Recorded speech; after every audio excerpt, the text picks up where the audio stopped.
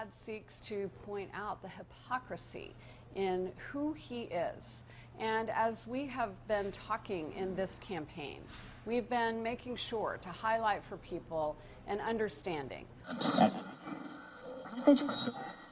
Well, things are always bigger in Texas, and that can only mean when we're talking about midterm campaign attack ads and those who get hammered in the process of creating one of the more insulting ads ever. We got to be talking about Texas Democrat Wendy Davis. At least that would be the logical assumption of late. Let's welcome back to MidPoint from KLIF Radio in Dallas, Texas. We go around the dial with the former Republican candidate for Congress. Grant Stinchfield joins us. Grant, good to see you again. Oh, Ed, great to be on with you. All right, here we go. Let's set the stage for the 7 or 8 people on the planet who perhaps have not seen this commercial yet. Here is the Wendy Davis ad that is running against Greg Abbott in the midterm election fight.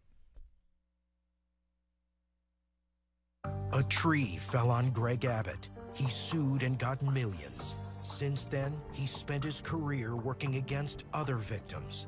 Abbott argued a woman whose leg was amputated was not disabled because she had an artificial limb.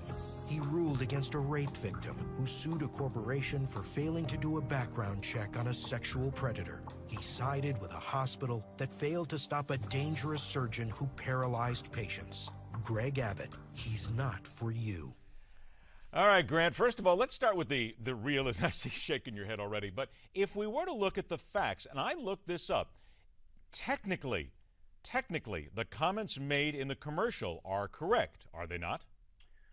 Well, they're based in half-truths, Ed. Okay. So take the rape victim. Basically what happened was a Kirby vacuum cleaner salesman had come, knocked on the door, and ended up raping a woman. What Greg Abbott said was Kirby should not be held responsible because that vacuum cleaner salesman actually was hired by a totally separate company from Kirby that just happened to be selling Kirby products. So I relate it to, you know, if you brought your contractor in and, God forbid, somebody was to commit a crime in your house, it's like suing Pella Windows or Anderson Windows when it's the contractor that's responsible. Right. What we're talking about here is context, correct? I mean, everything in these political ads is down to 30 seconds and a couple of lines. So technically, but there is a context behind each one, right? Oh, there always is. You know, Exactly. these ads are always based in kind of half-truths. There's somewhat truth to them. You know, take the defending the hospital.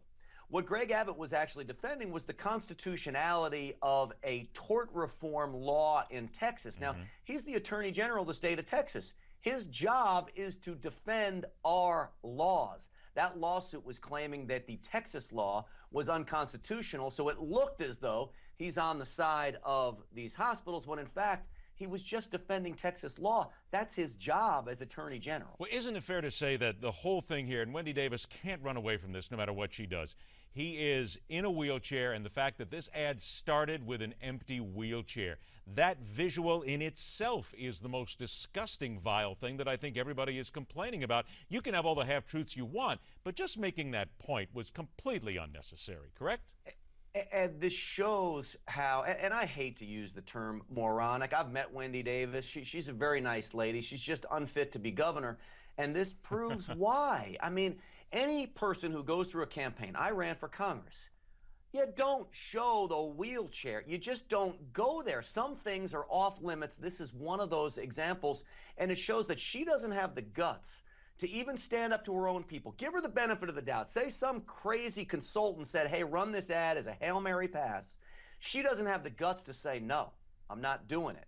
And that's not who we want as governor. All right, 45 seconds left in our spin here right now. How are the people of Dallas, you're on the ground right now, really dealing with the whole Ebola crisis and the fact that another nurse is now in hospital for it?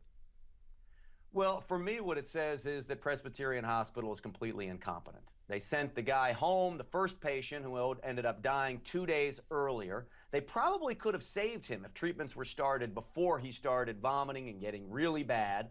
And then they have a nurse in there. Clearly, protocol was breached. And you have to ask yourself, is Presbyterian Hospital even capable of handling Ebola cases? I don't think many hospitals in the country are, except the hospital in Nebraska and Emory University that have actual biocontainment units. Presbyterian Hospital is a hospital for rich Dallas women to go have their babies at, not treat Ebola patients. And there is the whole case right there. Grant, all out of time this time. Don't forget Grant Stinchfield, KLIF Radio in the Dallas-Fort Worth market. It's always a pleasure, my friend. Good to talk to you again.